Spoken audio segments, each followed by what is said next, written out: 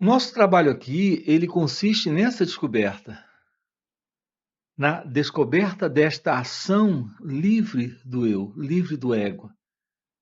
É comum as pessoas terem perguntas e a gente está vendo isso aqui com você, investigando isso aqui com você, aprofundando essa questão aqui com você.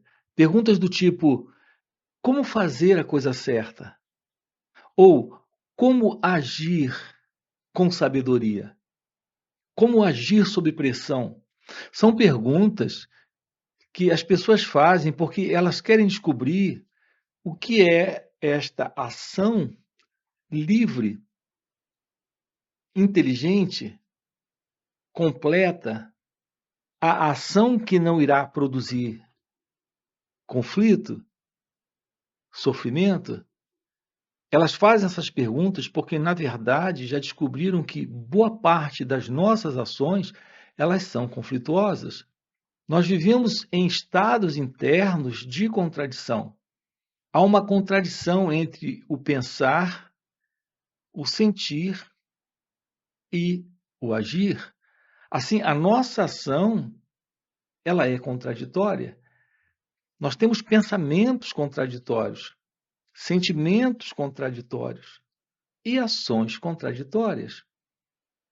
Então, não sabemos o que é esta ação livre, inteligente. Então, sempre depois da ação, percebemos que há consequências desagradáveis. Portanto, algum nível de conflito se mostra, alguma forma de sofrimento está presente depois dessas ações, então surge o arrependimento, a culpa. Então, em geral, nós não temos ciência da verdade da ação, porque não estamos cônscios daquele em nós, nesta ação, que é o eu, o ego. Nós precisamos ter uma compreensão da verdade deste eu, deste ego, da pessoa, como sentimos ser, como acreditamos ser, como parecemos ser, nesta relação com o outro, com nós mesmos. O que nos falta, na verdade, é a visão do autoconhecimento. Então, aqui estamos trabalhando com você o fim da ilusão do eu, do ego. Para uma ação livre do ego, tudo que se faz necessário é a compreensão da verdade sobre quem nós somos. Assim, o assunto aqui é o autoconhecimento e a ação livre do ego, a verdade do autoconhecimento e a ação livre do ego. Primeiro aqui nós temos que compreender o que é ação. A vida é um movimento, esse movimento é ação. Por onde quer que você olhe, você vai ver a ação acontecendo. Desde o átomo aos astros, tudo está em movimento. A vida é movimento. Falar aqui é um movimento, ouvir é um movimento, o pensamento é um movimento, o sentimento é um movimento, gestos, tudo é a vida em ação, é a vida em movimento. E nós temos essa vida particular, que é a vida do eu, da pessoa. É aqui que se encontra o problema, porque a vida, ela não é pessoal, ela solicita uma ação, ela nos coloca diante deste desafio. A cada momento estamos diante de um momento novo, único, singular, e esse momento é um momento de desafio para uma determinada ação. Estamos atendendo a esse desafio com base nesta vida particular, que é a vida do eu, do ego. Assim, com base no passado, no conhecimento, na memória, nas lembranças, com base no impulso de pensamento, de sentimento, de emoção, estamos procurando atender ao desafio desse momento presente, que a vida nos apresenta, então surge o conflito, porque esta ação, nesse instante, é o desafio, mas estamos diante sempre de um novo desafio, respondendo com base no passado a esse desafio novo. Então o conflito está presente. A verdade é que esse momento, ele é um momento único, novo, e nós estamos tentando absorver esse momento único neste passado psicológico, que é o passado do eu, do ego. Reparem que esse eu é um conjunto de imagens, memórias, lembranças, algo vindo do passado. Esse sentido do eu, do ego, é um impostor, é uma fraude nesse instante, é um elemento estranho a esse momento. E nós estamos procurando atender a vida a partir deste centro, deste eu, deste ego, a partir deste elemento estranho. Assim, nossas vidas, a vida centrada neste centro ilusório, que é este impostor, o ego, é uma vida em conflito, em contradição. E essa contradição, esse conflito se expressa nas ações. Será possível uma ação nesse instante que atenda a esse desafio do momento presente sem o ego? A possibilidade desta qualidade de ação, de verdadeira ação, de real ação, é possível se o ego não está? Uma aproximação desse olhar para esse movimento interno, que é o movimento desta consciência, que é a consciência pessoal, que é a consciência da pessoa, que é a consciência do eu, desse mim. Quando a mente silencia, em razão dessa atenção que ela dá a si mesma, para observar esse movimento, tomar ciência desse movimento é se tornar ciente desta consciência, que é a consciência egóica. Esta forma de aproximação é autoconhecimento. Autoconhecimento é a base para o despertar da sabedoria. Quando há o despertar desta sabedoria, que é real inteligência, exatamente porque há um esvaziamento de todo esse conteúdo do ego, se torna então possível uma ação livre do tempo psicológico. Portanto, desse elemento, desta ilusória identidade, desta ego-identidade, desse impostor. Então, nós precisamos, na vida, da própria ação da vida, não desta pessoal e particular vida egóica, egocêntrica. Assim, atender a esse encontro com o novo é a partir do novo, não a partir do velho, não a partir do pensador, que é o velho, do experimentador, que é o velho, da ilusória identidade que, ao se deparar com esse instante, julga, compara, avalia e toma ações com base no passado. Percebam a importância do que estamos tratando aqui com você. O valor e a importância do autoconhecimento, da verdade do autoconhecimento, para esta revelação da ação livre do ego. Nós temos uma playlist aqui no canal tratando desta verdade da ação livre do ego.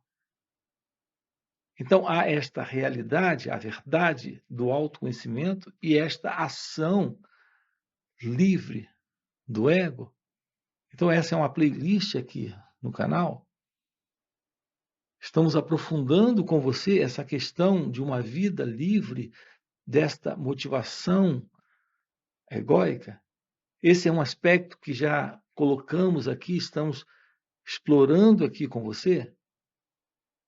Note que nossa ação, ela ou é técnica, objetiva, prática, é aquela ação funcional. Eu sempre gosto do exemplo de dirigir um carro. Ali você precisa ter conhecimento, experiência, memória, habilidade. Isso tudo está registrado nesse corpo-mente. Então, dirigir um carro é algo simples. Não é que a presença do sentido de uma identidade, que é esse centro ilusório, que é o ego, que vem do passado, é uma simples atividade técnica, mecânica, algo muito prático, funcional, escrever, falar. Então, essa qualidade de ação é a ação que nós conhecemos de uma forma muito simples e direta, que não requer naturalmente a presença do eu, do ego. Mas, na verdade, a vida não consiste apenas nesse tipo de ação, nessa qualidade de ação. Há um outro tipo de ação, atender na relação com o outro, com a vida, com você mesmo, requer a compreensão do movimento do eu, do ego. De outra forma, teremos uma ação equivocada, uma ação que se baseia em comparações, em julgamentos, em avaliações, nesse movimento psicológico da identidade egóica, desta falsa identidade.